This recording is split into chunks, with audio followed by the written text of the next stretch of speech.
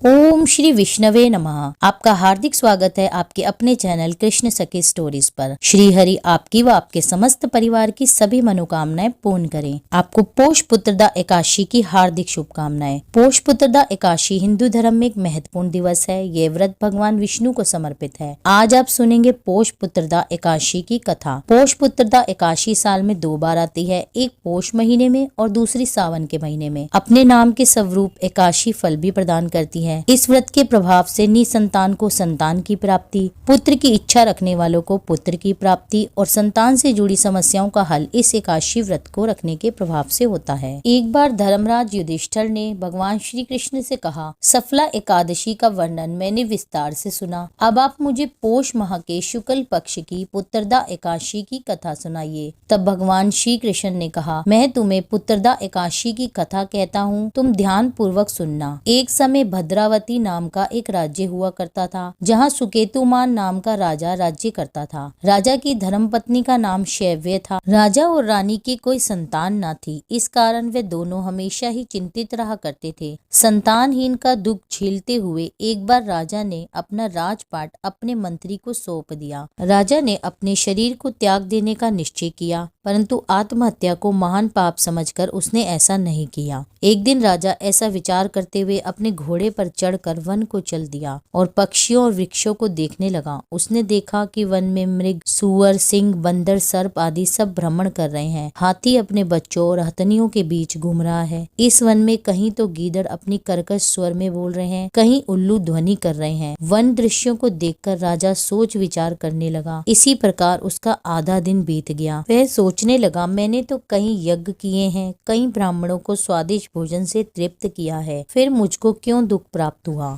राजा प्यास से अत्यंत दुखी हो गया और पानी की तलाश में इधर उधर देखने लगा। कुछ देर बाद राजा को एक सरोवर दिखा। उस सरोवर में कमल खिले थे, हंस विहार कर रहे थे। उस सरोवर के चारों तरफ मुनियों के आश्रम बने थे। उस समय उन्हें सरोवर के निकट से वेद पाठ मंत्र की ध्वनि सुनाई दी। उसने देखा सरोवर के निकट बहुत से ऋषि मुनि वेद पाठ कर रहे हैं। राजा सुकेतुमान ने श्री गण मुनियों को हाथ जोड़कर प्रणाम किया। राजा सुकेतु मुनियों की सेवा में तत्पर हो गए और उनकी सेवा भाव देखकर ऋषि उन पर प्रसन्न हो गए और उन्होंने कहा, मांगो क्या वर मांगते हो। तब राजा ने कहा, हे मुनिवर, मेरे कोई संतान नहीं है, हमें आप एक पुत्र प्राप्ति का वरदान दे दीजिए। राजा की बात सुनकर सभी मुनि श्रेष्ठों ने कहा, राजन, यदि तुम अपनी पत्नी के साथ पोष मास के शुक्ल पक्ष की पुत्रदा एकादशी का व्रत पूरे नियम अनुसार करोगे तो तुम्हें संतान की प्राप्ति अवश्य होगी। और मुनियों के ऐसे वचन सुनकर राजा अपने राज्य भद्रावती में वापस लौट आए और कुछ महीनों बाद पोष महीने की एकादशी तिथि आई और फिर सुकेतुमान राजा ने अपनी रानी शैव्य के साथ बैकुंठ एकादशी अर्थात पुत्रदा एकादशी का व्रत पूरी श्रद्धा व निष्ठा पूर्वक नियम अनुसार किया, जिस कारण भगवान विष्णु ने उन पर प्रसन्न होकर उन्हें संतान प्राप्ति का वरदान दे दिया। कुछ दिनों बाद रानी शैव्य गर्भवती हुई और 9 महीनों के बाद एक सुंदर बालक को जन्म दिया। राजा सुकेतु रानी शैव्य तेजस्वी पुत्र पाकर धन्य हो गए। कहा जाता है, यदि कोई भी मनुष्य श्रद्धा पूर्वक भगवान विष्णु की विधिवत पूजा अर्चना करता है और पुत्र एकादशी का व्रत रखता है तो उसकी सभी मनोकामनाएं पूर्ण होती हैं और उसे संतान की प्राप्ति होती है। आशा करती हूँ यह व्रत कथा आपको पसंद आई होगी। कथा पसंद आई हो तो चैनल को सब्सक्राइब कीजिए, वीडियो को ज्यादा से ज्यादा लाइक व शेयर कीजिए। जय श्री राधे।